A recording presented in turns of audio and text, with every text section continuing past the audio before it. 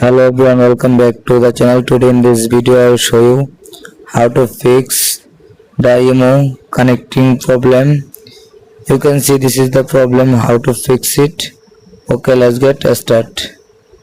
First, now long tap your IMO app and tap on I button and scroll down. Then tap on storage, tap on clear cache and back,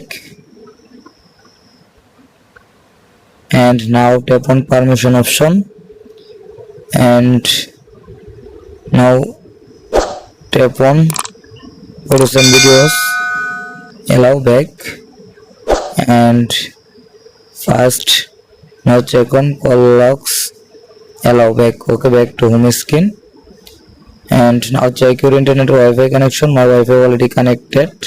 See, now done. Okay, back to home screen and go to Google Play Store, tap on search bar, search for IMO, and now check update your IMO app. My IMO app already updated to the latest version. Okay, and now open your IMO app, and I hope your problem easily solved successful. Please subscribe and like, comment, share now. Thank you.